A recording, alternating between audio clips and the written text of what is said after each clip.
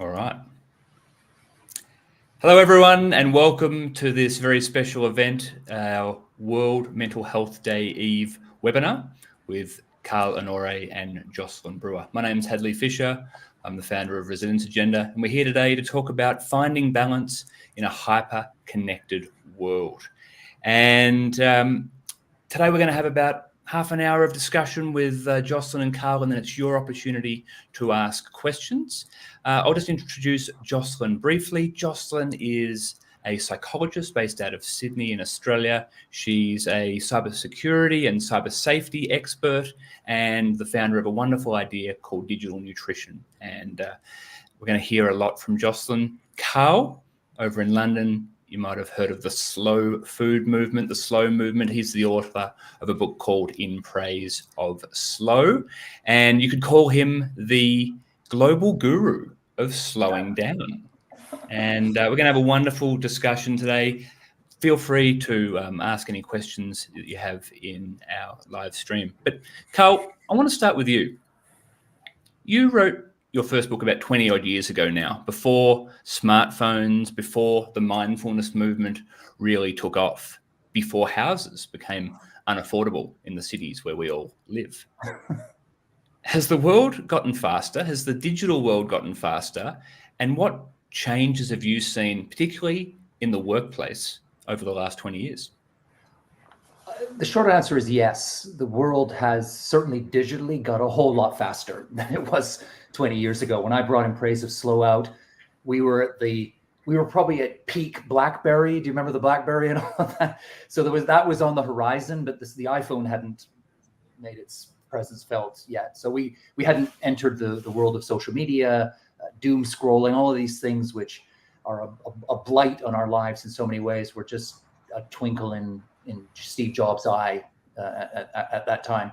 So yes, I would say that things have got a lot faster. We've moved much more into a scenario where we're constantly on a hamster wheel. The pressure and the temptation to be on all the time is relentless. And it's not just you put your finger on the workplace. I think it's bled out of the office and the factory and come home with us as well, so that we feel even in the safety and ostensibly in the refuge of our own homes, we're still constantly one eye on the screen, or feeling that we're worried about what's happening in our inbox, or FOMO, right? The whole idea of missing out digitally. So I think we're in a fast forward culture that would almost have been unimaginable 20 years ago. It's got that much faster. But of course, the upside is that the counter current for slowing down, for looking for ways to use Jocelyn's phrase, to find, to have a healthy digital diet or digital nutrition, has come a long way as well. So the lens of slow is even more relevant and pertinent now than it was before, and we need it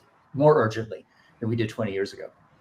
We'll get to that. Jocelyn, what about you? Has what trends have you seen that have sped up the world over the last 10 or 20 years? Yeah, I mean, I have to say the world is still only spinning at the equator at about 1,800 kilometers an hour. As an ex-geography teacher, we learn all about that. So the planet is not spinning faster. What we're trying to cram into our time is really what is the massive change. And this idea that as a human, we can get more out of our 24 hours, that we need to cram in more, that there's more people to keep up with. And certainly FOMO being kind of a weaponized way of talking about our need to belong, our need for social connection, which is really how we survive. Without that social connection, traditionally, we wouldn't have gotten to this point in humanity without that. So I guess the trends that I have seen in the last 20 years, which is literally sort of when I was on MySpace meeting some of my, even good buddies these days, really is the sources of information that we're trying to consume. Ultimately, with the Paleolithic brain, the thing that hasn't changed either is our, human operating system, and what's under the hood of our skulls really isn't that different to Cro-Magnon man. Yeah, fantastic. Carl, some things just take the time they take. That's one of the key messages of your first book.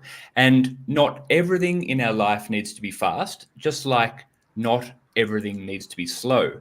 Now, we're going to touch on the digital world quite a bit today, but in general, what parts of our lives have we made fast that shouldn't be? What are the most glaring examples of an overpaced life that leads to this frazzle, this burnout, this dissatisfaction? Well, let me start by saying that, and I'll just pull on a thread that you threw out there a moment ago, the idea of fast and slow. I want to calm everyone down in the audience there who may be thinking that I'm an extremist of slowness, because I'm not, right? I mean, faster is often better. We all know that. This whole slow evolution is about finding the right pace or the right tempo, the right speed for the moment. So sometimes fast, sometimes slow. And in the world that we live in now, the virus of hurry has infected every corner of our lives, and we're paying a very high price across the board. I'll just give you, I think, what is perhaps the most painful example of that, which is in our relationships and social connections. You know, the things take time, right? You cannot speed up social connections. You can't make someone fall in love with you faster because you want to get married next month. You cannot forge a deep, abiding friendship by downloading it from Amazon because you need someone to backpack around Southeast Asia with you next week, right? These things have a natural arc, they take time. And we've found ourselves now in this uncomfortable paradox where we're even trying to speed up human relations. So we have hundreds of friends on Facebook. We're more connected electronically and more quickly than ever before. And yet we often feel more lonely than we've ever felt before. I mean, there's a kind of loneliness. I know we can unpack the idea of a loneliness epidemic, but I think that's one of the hallmarks of modern society, is that we feel isolated and alone, even as we seem to have this endless buffet of social connections, because we've found ourselves in the superficial and got away from the deep. And social connections are deep. They take time. You need to be with people. You need to feel discomfort. You need to have uncomfortable silences. You need just to spend time with people undistracted in order to forge deep bonds with them. And that's something I think we sacrificed on the altar of speed.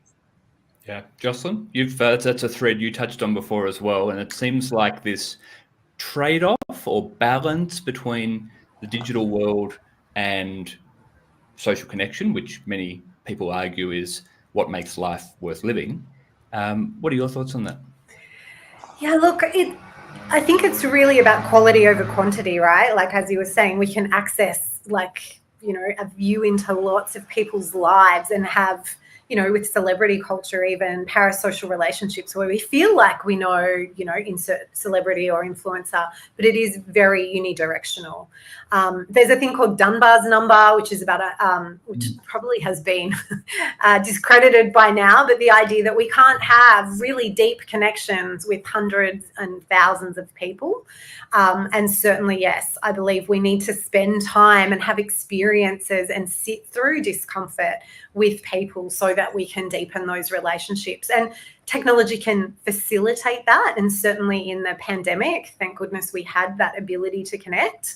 And certainly if I was living in rural Australia and had a particular gender or sexuality identity that was not heteronormative, then I would be really relying on that.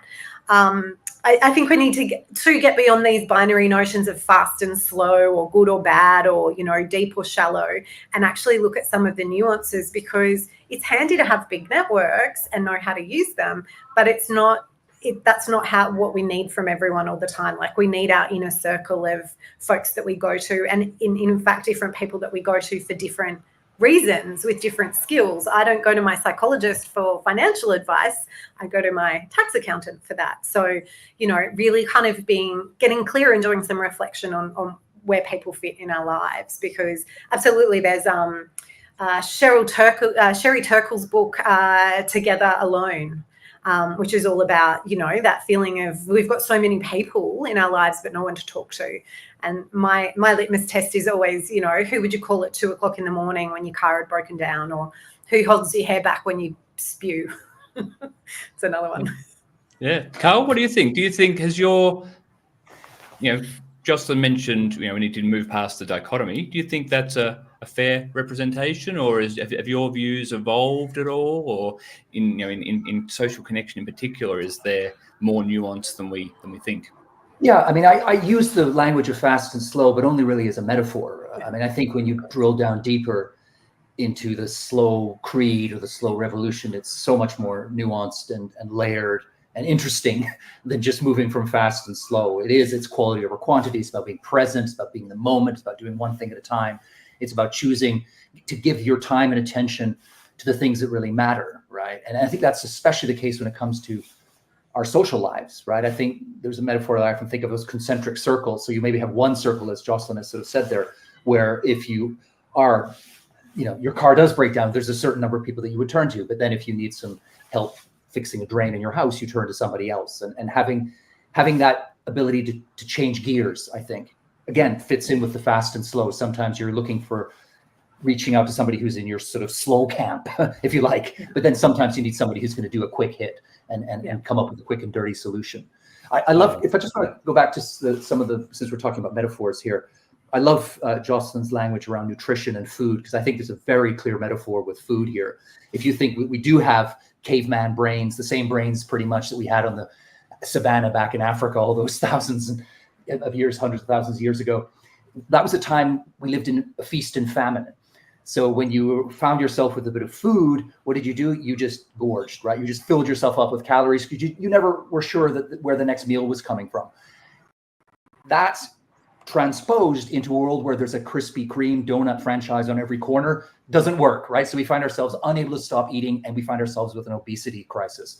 I think the same thing happens with social connection. We're hardwired to seek out social bonds, but the social media particularly has weaponized that to pelt us and bombard us with this constant drip of dopamine squirts and excitement of social connection, and we just don't know how to stop. So you go on social media thinking, I need a little bit of social uplift now. An hour later, you're going to Instagram and you think, well, what happened there? Right. And I think there's a very clear metaphor here our relationship with food as there is with our relationship with technology. And the idea of having the right diet or nutritional wisdom, I think, is a wonderful metaphor to bring to that party.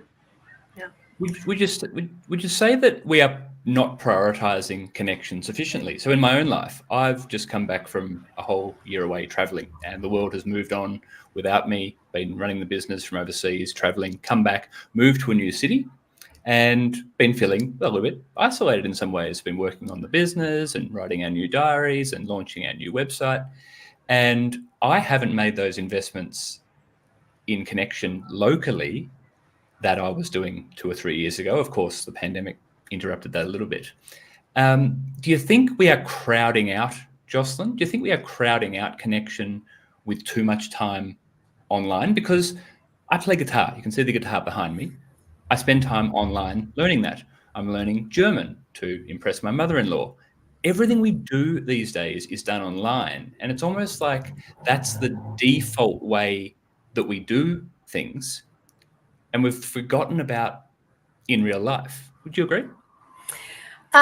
So there's two things. One is I don't think that there's that real in real life and online dichotomy, and the lines there are blurred. I think we need to sort of, there's a whole philosophy around, and I could get nerdy about how we actually compartmentalize that, but I think we need to put the idea of online, offline kind of in the bin because it is merged.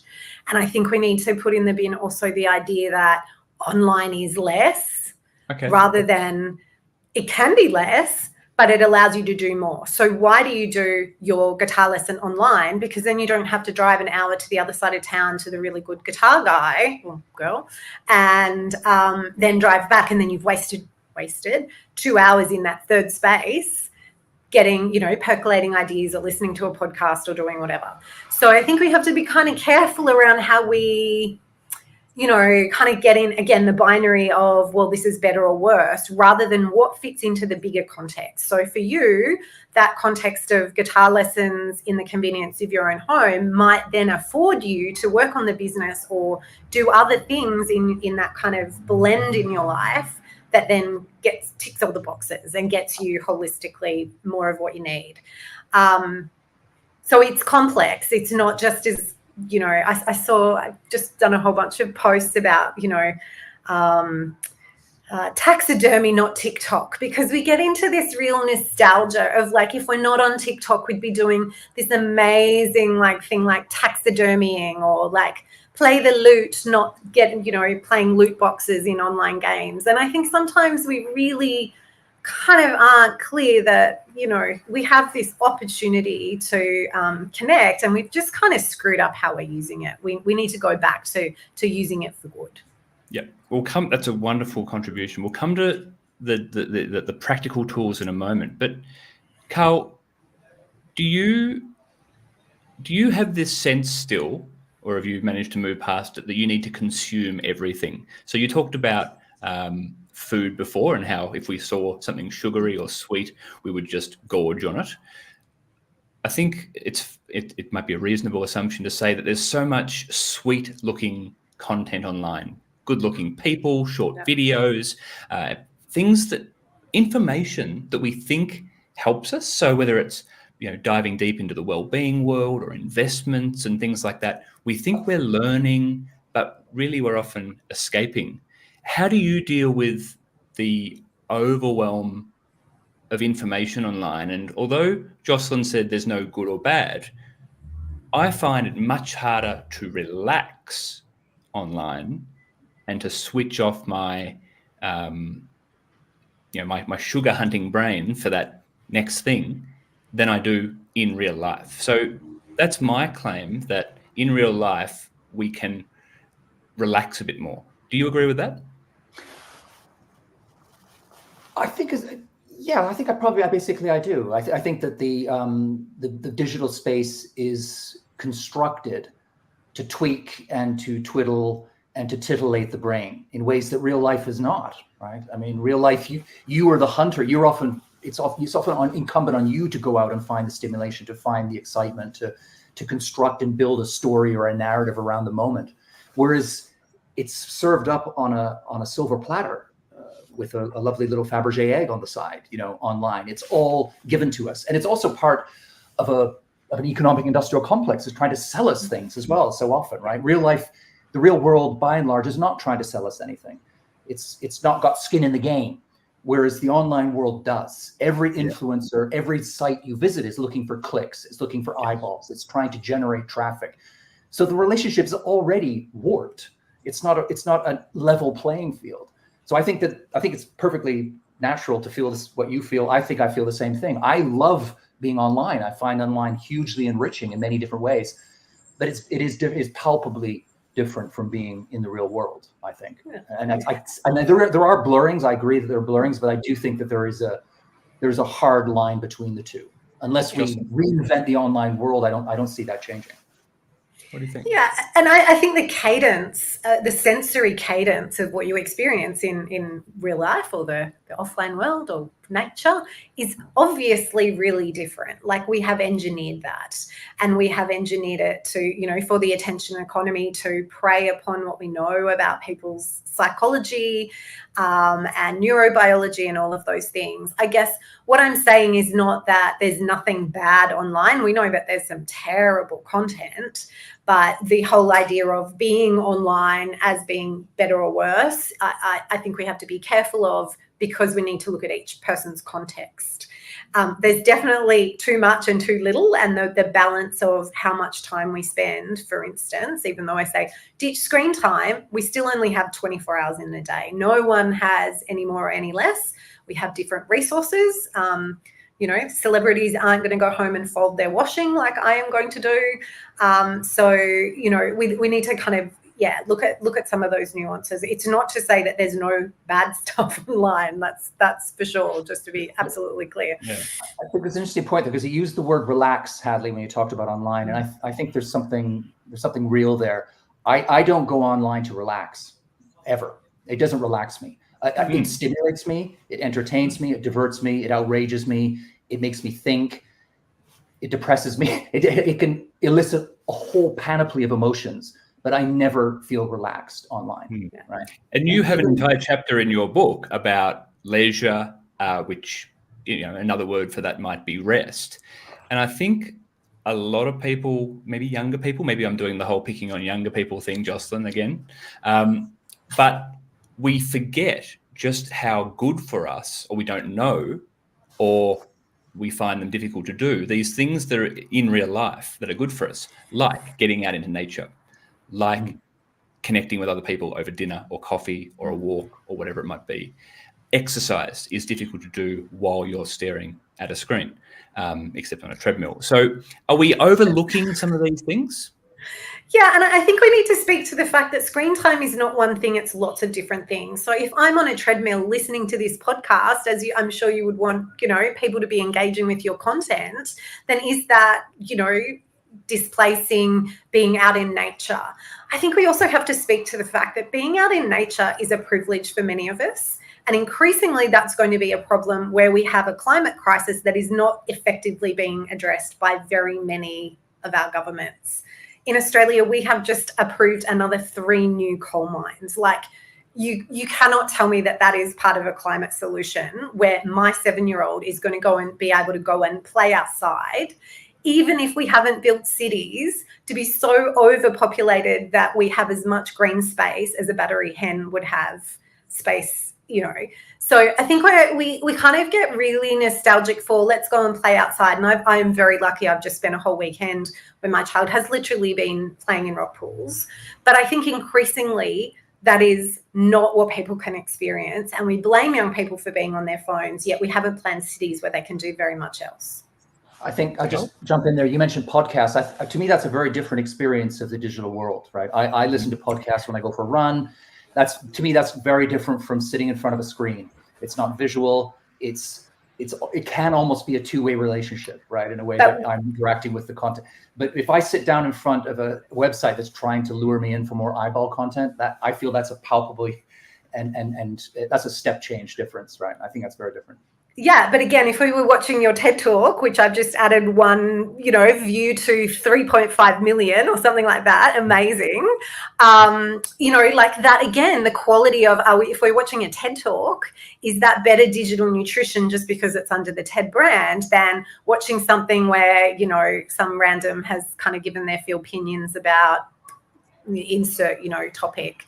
So that brings us into an information kind of debate about the quality of information. But I agree that there's different sensory stimulus that go off with that. But I think it's all about, still, if you're listening to podcasts through a platform which encourages you to like and share, you are still participating in part of that kind of environment that does, all the things that we're a little bit concerned about. Just one final footnote here. I think it's probably pretty safe to say that nobody ever lies in their deathbed and looks back and thinks, I wish I spent more time on social media. When people are at the end of their lives and looking through that lens and asking themselves what was really important, what should they have invested more of their time and energy in, it's the small, slow, away from screen stuff, right? It's absolutely. Long lunch you had in the backyard with your grandmother a week before she died. Yeah. It's playing with the rock pools on the beach. It's having a cuddle with your child over bedtime stories, right? It's that kind of stuff. It's not looking at a screen. Well, we'll work that out when the generation that have been using technology through their lives actually die, and we can ask those questions. Mm-hmm. But absolutely, we didn't say, I really wish I had have watched more, TV or whatever. I guess the thing with some of what we do with our phones and technology is we capture those moments. So I can watch videos of my kid and watch videos of parties and all of that sort of stuff, which again is another very subtle use of technology. And whether we're talking, I think sometimes these conversations get all muddled together because we're saying, smartphones or technology or screens, or are we talking about social media and what do we include in social media and not in social media? Is Spotify social media, etc. So again, that nuance gets sometimes, chucked all in together. What about something that managers can be aware of, and a lot of people who work for a manager experience, and that is the drift of work life and being always on and always available into personal time. And I find this a really interesting question because on the one hand, employees want flexibility, which is generally considered a good thing, but that flexibility is not always known to the manager, for example. And so the manager may not know or when, maybe just requires better communication. And so the manager will then, request something or make, email the person who then checks it at 11 o'clock at night when they can't do anything about it. What have you seen, Jocelyn, around the creeping trend of work coming home with people? Mm-hmm. How did the pandemic change that with people working from home where, I think the stats were that because people had nothing else to do, they just worked more. and employers got used to that. What are your thoughts on this creep from the workplace home? And I know it's not either or again. No. We need to integrate work into our lives. Mm-hmm. But if you ask people, a lot of people would say they have the balance wrong. Yeah, absolutely. So what's totally. the issue and what can we do about it?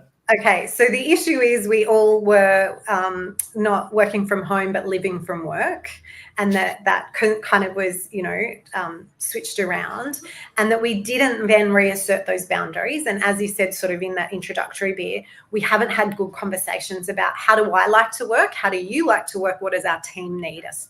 How does our team need us to work?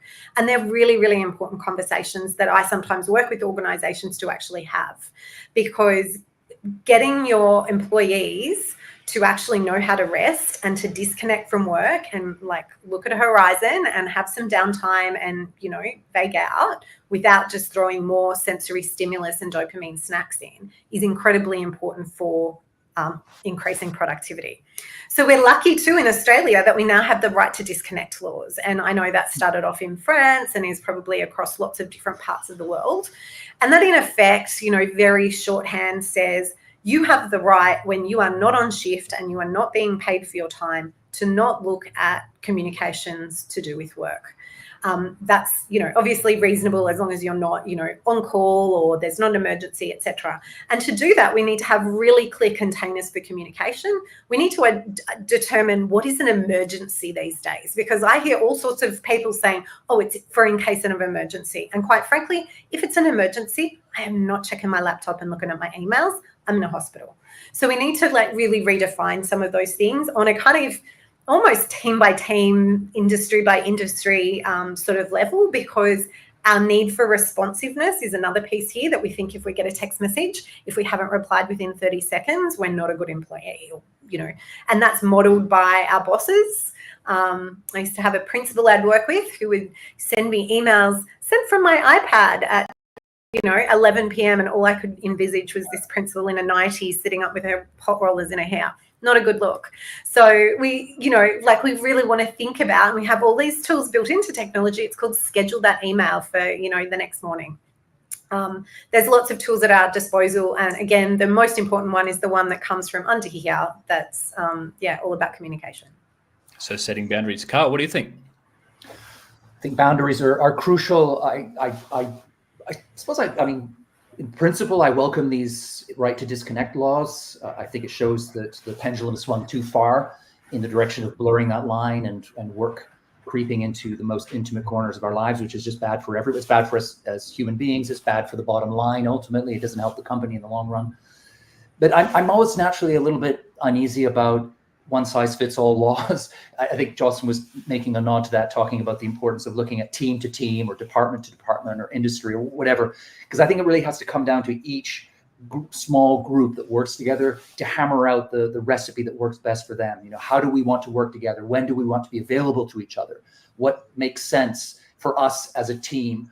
And maybe it works this way this week, and next week it's going to be a little different, to be flexible. So I think it's important to remain agile and open and supple when it comes to implementing this idea of the right to disconnect. But I think it's drilling down to the basic idea. It's a sound one, because the idea of being always on is poison, right? We all know that the checking emails, or even if you just notice that an email has arrived, seeing the little red dot in your box before you go to bed is going to disrupt your sleep. You're going to be thinking for the first 15, 20 minutes about what is in that email, right? So I think we need to work out within our groups and teams in the workplace our own protocols and social rules and so on for using the technology.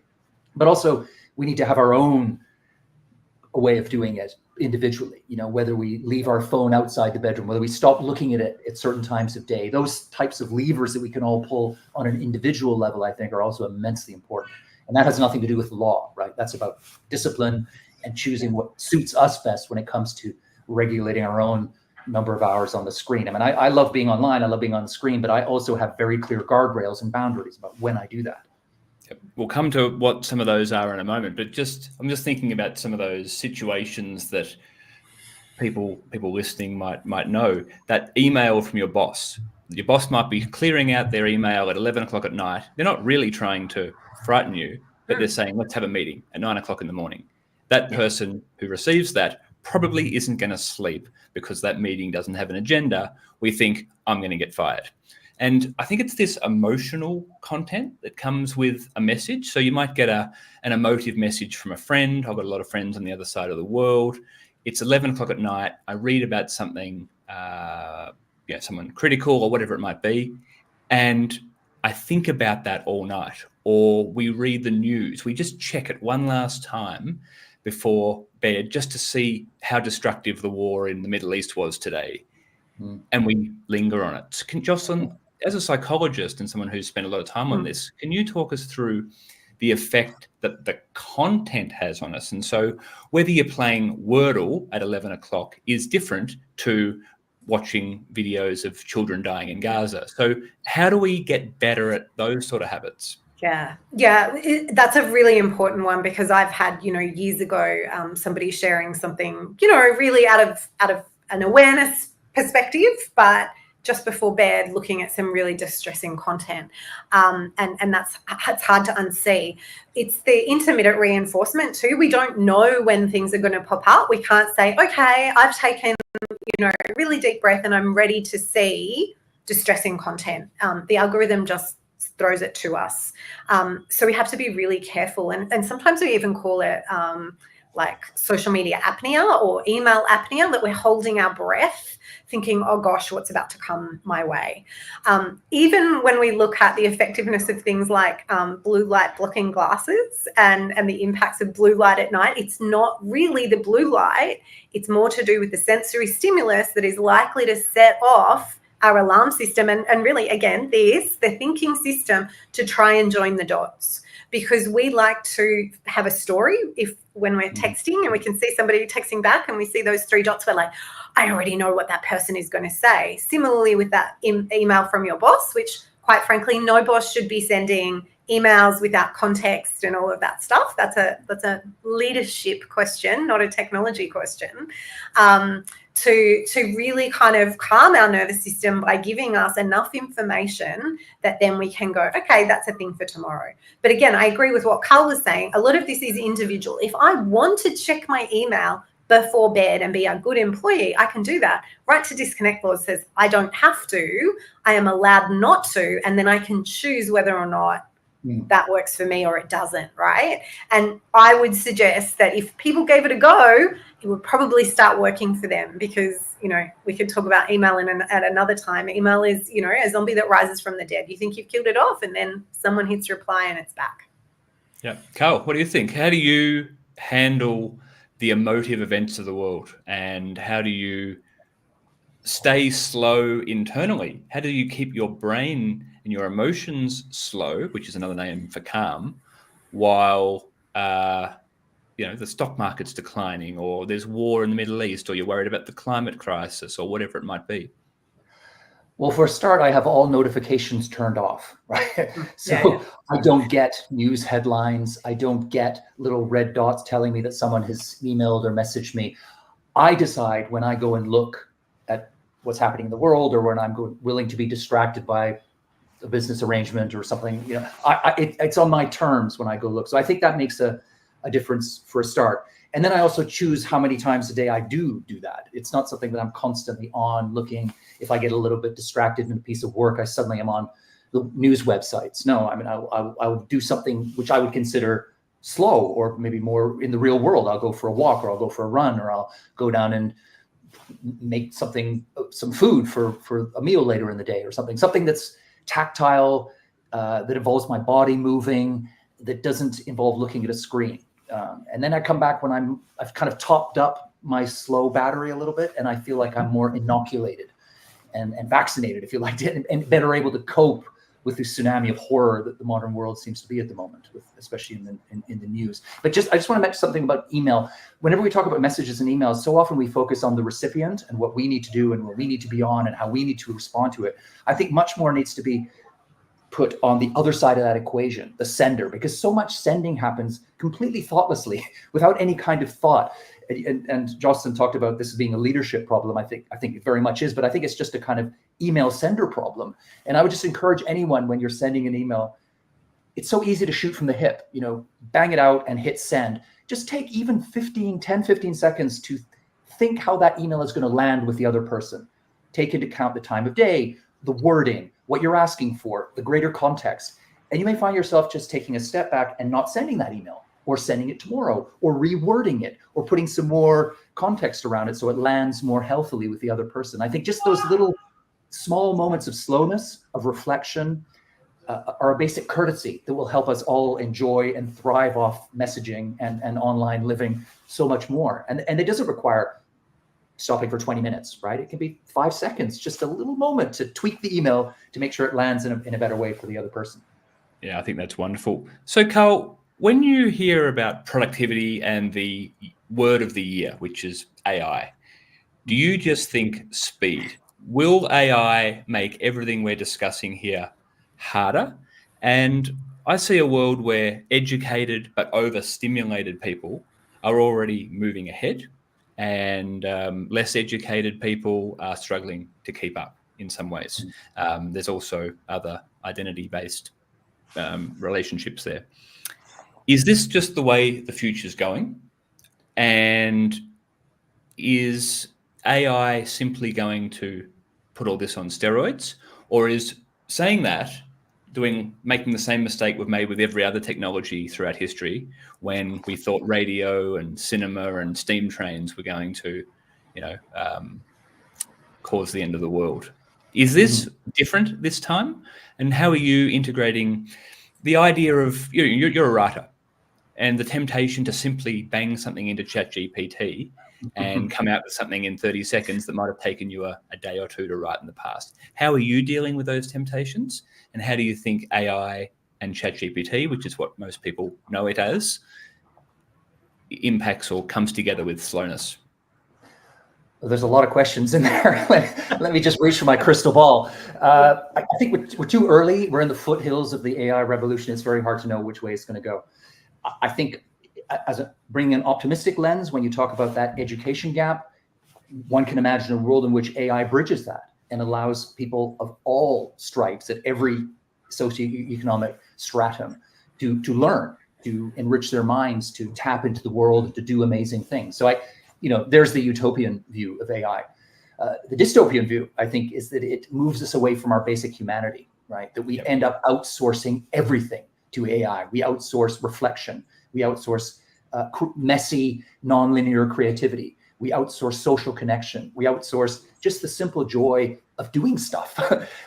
And I think there is a risk there, because the temptation for any human being, because our natural inclination is to avoid hard, difficult, especially cognitive heavy lifts, is to push it off, right? To outsource it. And if it's right there on your laptop, a single button key, and you can just throw it in there. I mean, people are already doing it. I know, as a writer and a journalist, I'm plugged into that world. I don't do it myself, but I know people are already writing stuff using AI, and then it doesn't come out necessarily perfect, but it's maybe something like 85% there, and then they just do the last 15%. Is that a world that we want to live in? For me, it's an open question. Perhaps you could argue that if you take away, if AI can genuinely do that first 85% as well as we could do it on our own, then maybe we're into, the late 19th century. There was this idea that we would evolve into a world of endless leisure, and we'd work 4 hours a week or 4 hours a day or whatever it was. And perhaps AI will finally usher in that world. I have my doubts, but these are interesting questions to kick around. I don't have a clear answer. I do worry that AI is coming back to the dystopian side. It offers so much in the way of speed, and because we are naturally inclined to go for the low-hanging fruit, the just add water remedy, we love a quick fix, right? Much more than we love a slow fix. The temptation to go all in on AI could lead us down some dark corridors. Yeah. Jocelyn, what do you think of the obsession with AI, first of all? And what do you think about this seemingly obvious propensity that most of us have to find our solutions online? Is this just going to speed that up? Yeah, so I would really like AI to fold my laundry and do all those boring things. And I think in that kind of future-focused way that we imagined the robots were coming, they were going to do those things, and we would have more time for writing, right? Like, that's what we hoped. And unfortunately, here we are on the other end. I mean, look, I think that it's not too early to guess. What do I want to say? We are at a junction where humans created AI and humans program AI. And one of the problems is that AI can be full of biases. And so we need to be very careful around that. We also need to be careful that we're not moving fast and breaking things in the same way that early tech did. And I think we do need to go slow and make sure we don't break things again harder and faster, like, to that bigger degree.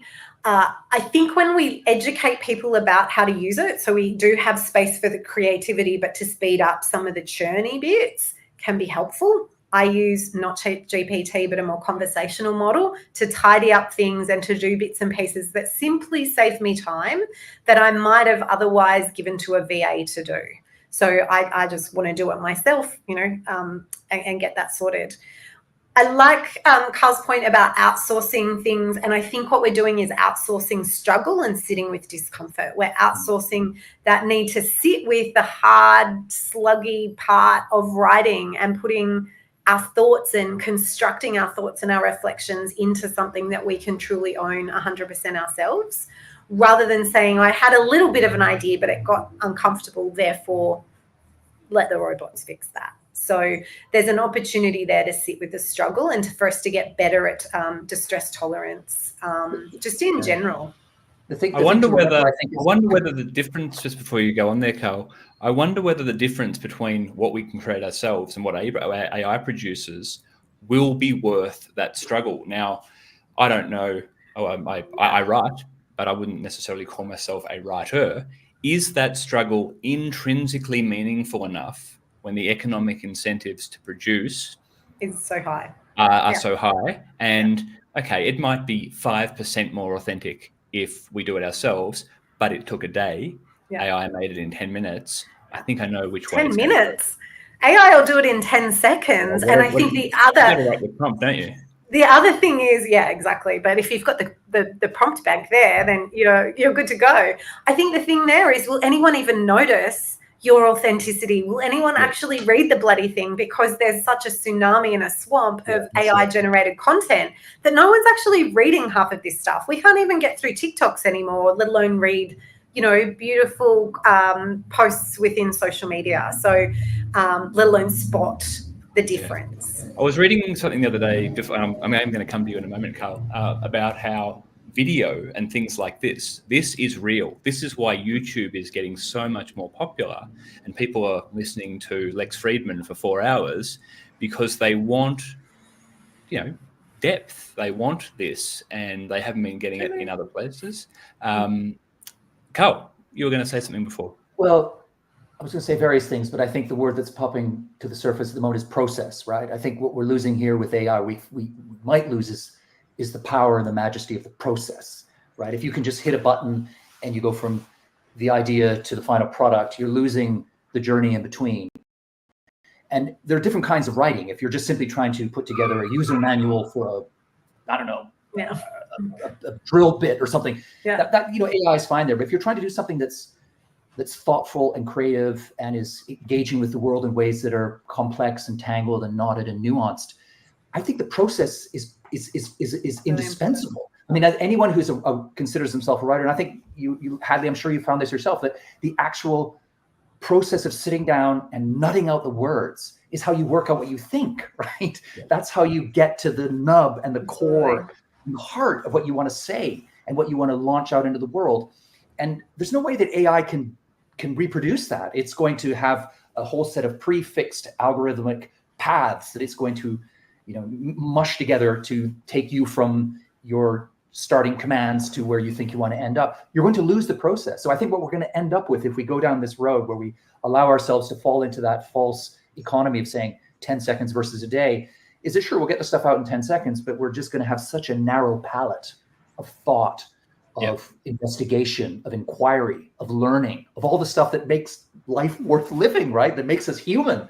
So I feel that there's a real big conversation and debate to be had there. And we're absolutely. And that process of having a conversation with someone, getting things off your chest, doing art, writing in a journal, which is what Resilience Agenda is all about, talking to a therapist, it's that slow unloading or downloading of things on your mind that lead to structure, that lead to this is what I think. And so we may have a world where we can produce 10 different things a week, but in our own heads, we're still as frazzled or more frazzled than we ever were, because we don't know what we think about it. We don't know what we believe. We don't know how it matches up with our values.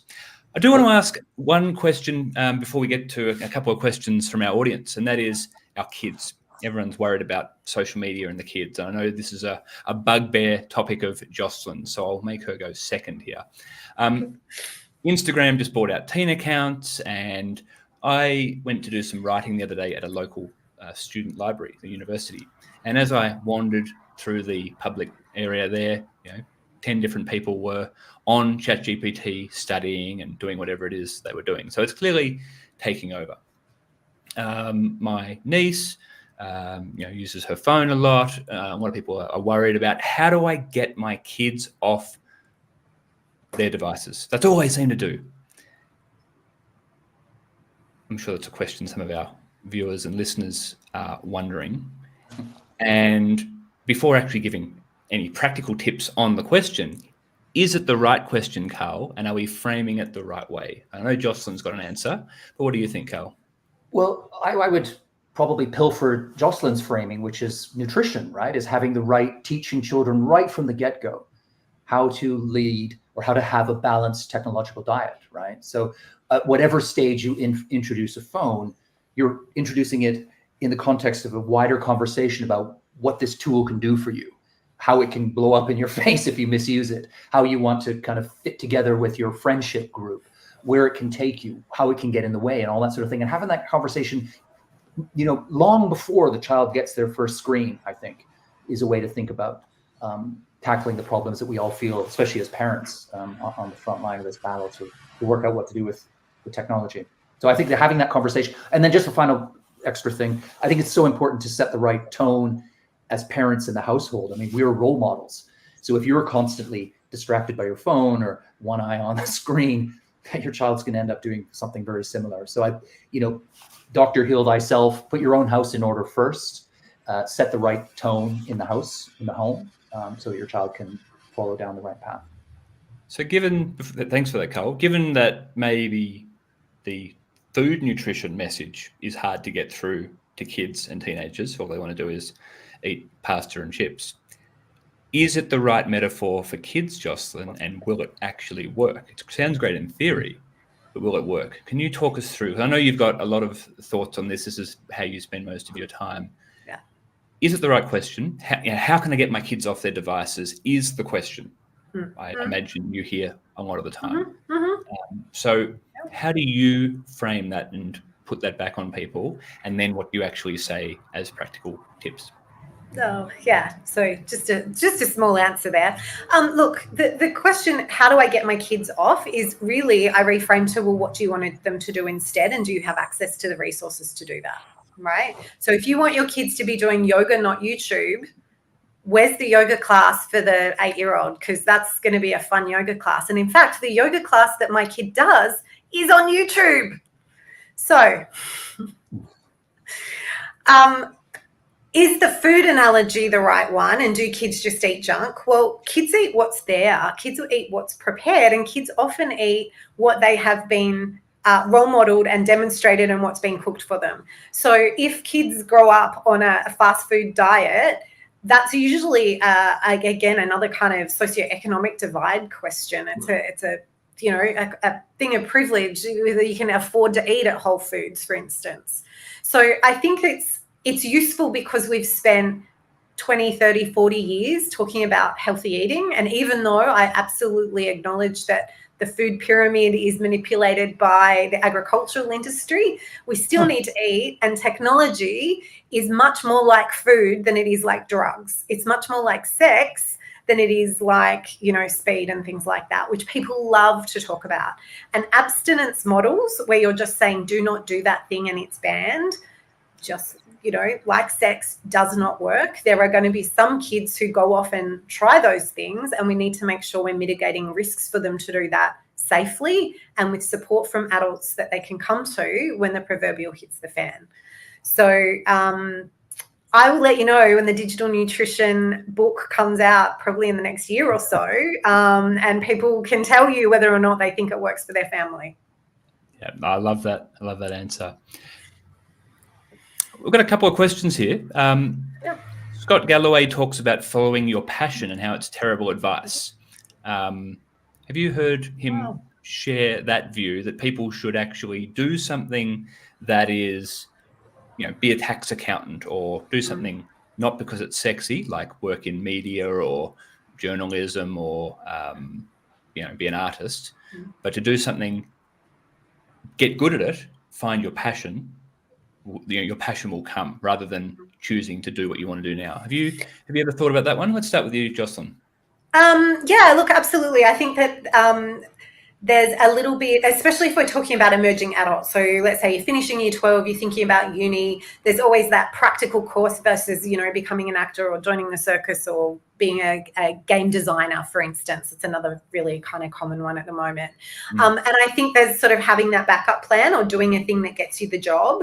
And then I think it's like overlaps too. Like there's Venn diagrams of like what I'm good at, what pays me money, and what, the world actually needs.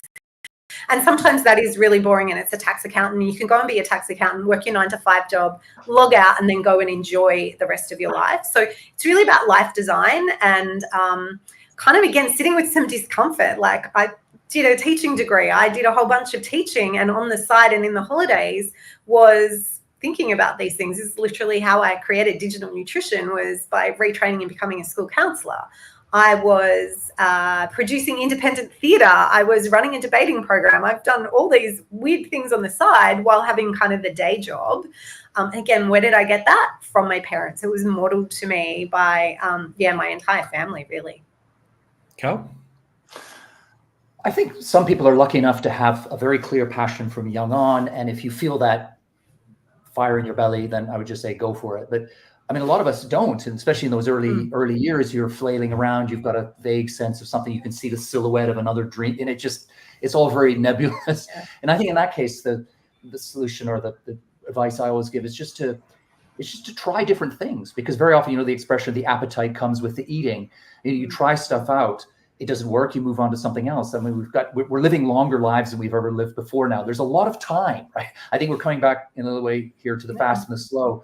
That the whole kind of fast forward culture puts a lot of pressure on people to find their passion by the age of 21, find their life partner before they're 30, have all their kids before they're 30, and actually nowadays we've got a lot more time to work things out, to sit with the discomfort, to be in that interstitial space of uncertainty, not really knowing what's coming next, and just letting your mind wander, testing things out, trial and error, experimenting, seeing how things feel, bouncing it off people who know you well, who can see whether you're lit up or not. Take the time to find it. And I think everyone will find something. For some people, being an accountant will be a real passion, right? But you may not know that sitting where you are now. You may think, oh, well, that seems a little bit sober and a bit boring. Maybe I should do something sexy like the media. But being good at it, what he says is that being good at it is what gives you the passion. And we don't think about that when we're starting. So I remember my first jobs. You go in, you do the lowest job, you think you're more important than that, and you quit rather than sticking it out. And, older people, if you read the great biographies, they all started somewhere, and then, if they had talent, they worked their way up. And it seems like the consequences of getting it wrong or making a mistake or trying 2 or 3 things, it's bad for your CV or, that idea that, well, I might fail. And because people are so worried about finances these days, they often make a lot of choices based on what's going to get me the highest financial return now, rather than what might I be earning, how might I be earning well when I'm 40 or 50, for example. Jocelyn, you were going to say something. I was going to say something around like finding purpose rather than passion. I think passion kind of is that really hot emotion that runs out sometimes, and your passions change and your energy, whereas you can have purpose. You can be the tax accountant in a charity or a not-for-profit, so you can add purpose into what you're doing without needing to kind of be so driven by this passion thing. it's horses for courses. Some people love what they do for 50 years. My mum just retired from like 46 years in Australian hearing as an audiologist. She never wanted to do anything else. Whereas I've flitted and jumped around a million times, partly because, I didn't know what my passion was. And I thought I had to, know what I wanted to do and then stick to it. And I absolutely wouldn't trade the last, 25, 30 years for, jumping into the one thing and just sticking at it, because I'd be very boring. Yep. Thank you. We've got time for one or two more questions. How can I avoid FOMO when I go online? I want to, watch everything. I find all these different rabbit holes to go down. This is the question: how do I avoid FOMO online? Start with you, Jocelyn. So I'm going to borrow Christina Crook's phrase to find the joy of missing out. So really, and it probably works nicely in with Carl's work around really finding, that's my alarm, really finding the joy of not being in the headspace of the gazillionty things that are going on, and really finding the stuff that matters to you and making sure you're doing those things. So I just point out that fear of missing out is kind of weaponizing our need to belong. Like, oh, I'm not doing that thing, therefore I'm scared of missing out. Rather than saying we all need to belong, we now just have a, huge number of things being shown to us that we couldn't possibly do all of those things anyway. So choosing the thing that we know we really want to do and where we want to be and the rooms we want to be in, and focusing on that, knowing that there's only one of you to be anywhere at one time, you can't beam yourself into lots of places, is where I'd start. Wonderful. I would second that emotion. JOMO is definitely the way to go. One way to reinforce that, I think, is to keep a record or a journal of things that you've missed out on. So if you're feeling a bit of FOMO, you've missed out on something, write it down, keep it in a list, and then look at it 2 weeks from now. I guarantee you will have forgotten that thing. Most of those things will not have been that important. And just having that kind of timeline perspective, that bigger picture view, can help to remind you that the stuff that feels unmissable in the moment, most of it is totally droppable. It's just fluff, right? That we, for various reasons, we feel we need to cram into our schedules in the here and now when we don't. So just keep a little notebook on your phone or in a drawer at your desk, or whatever, and every once in a while pull it out and remind yourself of the joy of missing out. Do each of you have a final takeaway, the big insight that you apply in your life, the one thing, the one message you'd want to leave with people as they try and navigate this, whether it's dealing with their kids, whether it's trying to find those boundaries at work, whether it's the way they interact with social media or the news? Jocelyn. It's probably just to tune in to really some of your own self-knowledge and wisdom about what's right for you, and to take what you see around you and what you hear and really appraise that to design what you need for you, right? I have reminders to tell me to go home from work because I love what I do, but I do not have an alarm that goes off in the morning to tell me to wake up. I've designed that. And again, I have privilege in my life to be able to do that. And I just really encourage people to get creative about designing their life based on what they know about themselves in the world. Wonderful. Carl. I would say this, that people often say to me, I can't slow down. If I slow down, life will pass me by. But life is what's happening right here, right now. And the only way to live it fully is to slow down and give each moment the time and attention it deserves. So that would be my signing off advice. Give each moment the time and attention it deserves, whether you're online or offline, right? Wherever you are. Be there fully, slow right down. Or as Mae West put it, anything worth doing is worth doing slowly. I love that. And one of the things that I have always loved doing, it's why I started Resilience Agenda, was journaling. And I've been so busy creating these websites around the world for the last few weeks. I've actually had that thought and done nothing with it. I want to journal. I want to process these thoughts the way I used to. I don't have time. And what happens? You stare in front of your computer and you're frazzled and you do less anyway. And then I finally bit the bullet last Sunday and had the best day ever. Did a couple of hours journaling, structured my thoughts. And I thought, hang on, these are the 2 or 3 things this week that really move the needle. This is what matters for the rest of October. This is what matters between now and Christmas. And it was so satisfying. And so You both know that we make our diaries and planners. We'd like to give everyone a 10% discount for our new diary. So for anyone watching this, you can share this. This will be valid for a week. World Mental Health Day Special, WMHD Special. That's the code. If you want to jump onto resilienceagenda.com, you can pick up one of our Resilience Agenda planners. Carl, Jocelyn, thank you so much for joining us today. We've had a couple of comments that it's been a really engaging and interesting discussion. It's going to be on YouTube, so we can reshare it, of course, going forward. Thank you so much for your time. Thanks for the work you do. Thanks for your support of myself and Resilience Agenda, and for the wisdom and common sense and guidance you bring to the world. And Jocelyn, when that book comes out, I want a signed copy. I want to be customer number one. No problem. I'm going home to very aptly watch a TV show called Slow Horses. So I feel like that's Slow Horses. Yeah. Brilliant. Comes out on Wednesday night. So here we are on Wednesday night in Australia. I'm literally going to go home and watch Slow Horses just to round out a bit of slowness today. So thank you. Lovely to meet you. I look forward to it every Wednesday, season 3. We'll have a watch party. And speaking of books, if you haven't already read Carl's books, The Slow Fix, In Praise of Slow, jump onto Google Carl and Honore. If you haven't watched his TED Talk, it's a wonderful it's getting on now, Carl. 20 odd years now. It's 19. How do you think it's aged? How do you think it has aged? Not you. How do you think it has aged? I watched it today and it was amazing. I only just watched it. I was like, this is 20 years ago? Wow, this guy knows some things. I was watching it with my wife and she said, oh man, this guy talks fast. Yeah. Well, people said that in the past. I think that people speak faster now, so I get that comment less than I did in those days. It's funny, that people keep watching it and it just seems to resonate. I mean, the world around that TED Talk changes in some ways. As we've discussed today, it gets faster.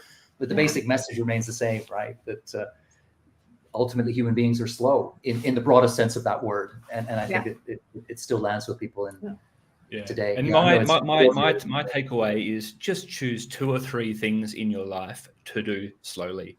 One is, for me, eating meals. I don't ever have, especially when I'm eating alone, I don't have my phone on. I don't have videos going on. I just try and focus on the food. And my morning coffee now, I don't multitask my coffee anymore. I love coffee. I actually have a proper break with it now and go and sit there and shut my eyes and just enjoy and savor. So savoring's my big theme. So savoring, yeah. Beautiful. Thank you very much, both. We've got some wonderful comments there, and thank you so much for being a part of it. Yeah, very fun. Thank you. It was a lot of fun. Look forward to seeing you both again. Cheers. Bye-bye. Cheers. Thanks, Jocelyn. Bye. Thanks, Carl. Thanks very much. Thanks very much for